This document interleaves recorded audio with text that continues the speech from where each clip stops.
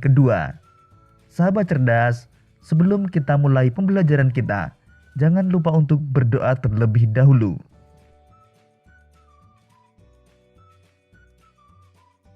Air sangat penting bagi kehidupan kita. Setiap hari kita menggunakan air. Dalam pembelajaran 1, kamu telah mengetahui syarat kualitas air bersih.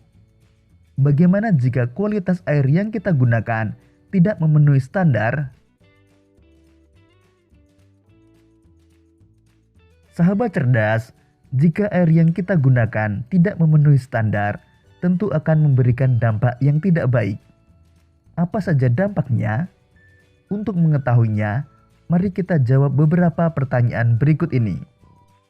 Pertama, apa yang terjadi jika kita mencuci baju menggunakan air yang tercampur minyak? Kita biasa mencuci baju menggunakan sabun atau deterjen. Sabun dan deterjen dapat mengikat kotoran dan minyak pada baju sehingga baju menjadi bersih. Jika air yang digunakan mencuci pakaian tercampur minyak, kita harus menggunakan sabun atau deterjen yang lebih banyak supaya minyak tidak menempel pada baju yang dicuci. Namun, air bercampur minyak tidak dapat digunakan untuk membilas baju yang dicuci karena minyak akan menempel pada baju. Kedua, apa yang terjadi jika kita minum air yang tercemar kuman? Jika kita minum air tercemar kuman, kita akan sakit perut. Oleh karena itu, sebaiknya kita minum air yang sudah dimasak sampai mendidih dan disimpan dalam wadah tertutup. Ketiga, apa yang terjadi pada ikan-ikan di sungai yang menjadi tempat pembuangan limbah cair dari industri? Limbah cair dari industri mengandung zat-zat kimia berbahaya. Jika limbah ini dibuang ke dalam sungai, kehidupan sungai akan terganggu. Ikan dan tumbuhan sungai akan mati. Sahabat cerdas, berdasarkan jawaban tersebut, kita mengetahui bahwa kualitas air memengaruhi kehidupan di bumi, baik bagi manusia, hewan maupun tumbuhan. Sahabat cerdas, untuk lebih mengetahui betapa pentingnya air bagi kehidupan di bumi, mari kita baca bacaan berikut ini. Hari Air Sedunia. Hari Air Sedunia atau World Water Day diperingati setiap tanggal 22 Maret. Dengan adanya peringatan Hari Air Sedunia, kita diingatkan bahwa persediaan air bersih semakin berkurang. Padahal, jumlah penduduk semakin bertambah. Persediaan air bersih semakin berkurang karena cadangan air tanah berkurang. Cadangan air tanah berkurang karena air hujan tidak masuk ke dalam tanah. Sebaliknya, air hujan langsung mengalir ke parit, selokan, lalu ke sungai, dan terus ke laut. Air hujan tidak dapat masuk ke dalam tanah karena tidak ada akar-akar pohon yang dapat menahan air di dalam tanah. Banyak pohon di hutan ditebangi. Lahan-lahan hijau berubah menjadi perumahan, perkantoran, dan kawasan industri. Berkurangnya cadangan air tanah mengakibatkan banyak mata air kering. Sumur-sumur gali pun cepat kering pada musim kemarau. Akibatnya, penduduk di daerah pedesaan kesulitan mendapatkan air bersih untuk keperluan sehari-hari. Hasil panen pun jauh berkurang karena tanaman pangan kekeringan. Ada beberapa tindakan yang dapat kita lakukan untuk ikut membantu mengurangi krisis air bersih, yaitu sebagai berikut. Pertama, menghemat penggunaan air. Kedua, membuat lubang resapan. Lubang resapan berguna untuk menampung air hujan supaya terserap ke dalam tanah. Ketiga, menanam pohon supaya akar-akar pohon dapat menahan air di dalam tanah.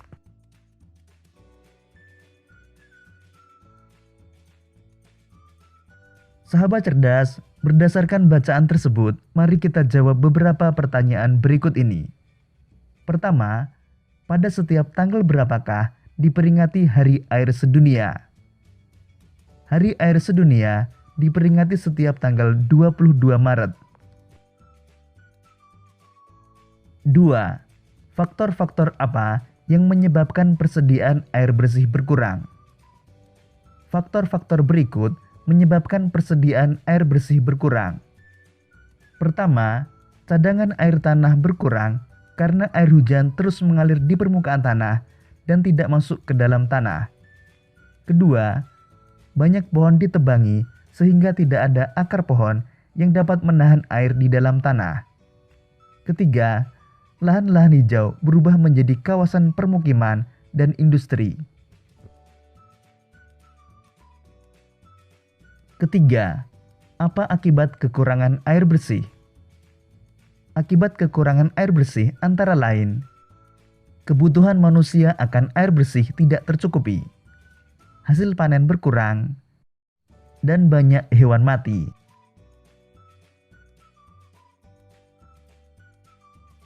Keempat, upaya apa yang dapat dilakukan untuk mengurangi krisis air bersih?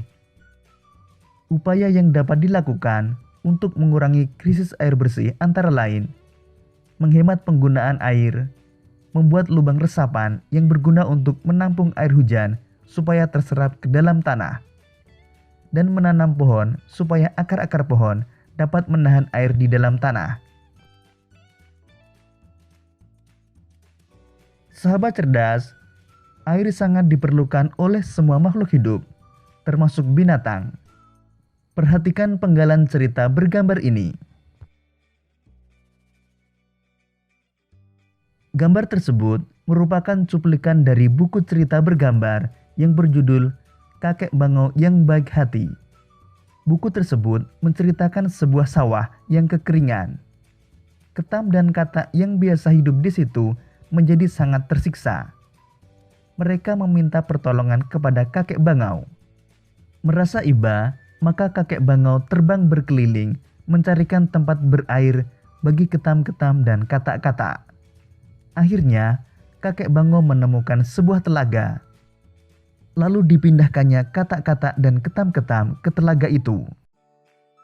Sahabat cerdas, gambar tersebut mendukung cerita. Hal ini terlihat jelas dengan narasi maupun dialog pada gambar yang didukung oleh gambar. Gambar sudah selaras dan sesuai dengan narasi yang disampaikan. Latar dari cerita juga digambarkan dengan baik, yaitu kondisi sawah yang sedang kekeringan.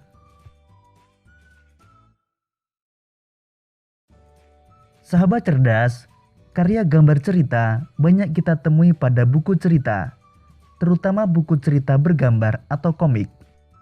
Berikut ini contoh gambar cerita yang berjudul Ikan dan Kak Diko.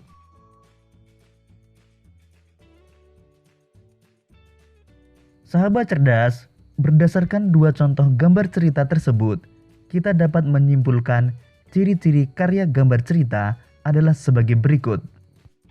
Pertama, memudahkan pembaca dalam memahami suatu penjelasan atau cerita. Kedua, memberikan gambaran singkat isi tulisan atau cerita yang disampaikan. Ketiga, menambah nilai keindahan sajian sebuah tulisan atau cerita. Sahabat cerdas, selain ciri-ciri dan tema gambar cerita, kamu juga harus mengetahui teknik menggambar cerita. Semua itu sudah kamu pelajari pada tema 6. Masih ingatkah kamu? Mari kita pelajari kembali.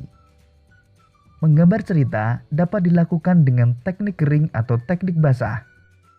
Teknik kering menggunakan media pensil, arang, kapur, krayon, atau bahan lain yang tidak memerlukan air atau minyak. Sebaliknya, teknik basah menggunakan media berupa cat air, cat minyak, tinta, atau media lain yang memerlukan air atau minyak khusus sebagai pengencer. Dalam pelaksanaannya, kamu dapat menggunakan berbagai macam teknik. Kamu dapat menggambar cerita dengan teknik kering saja.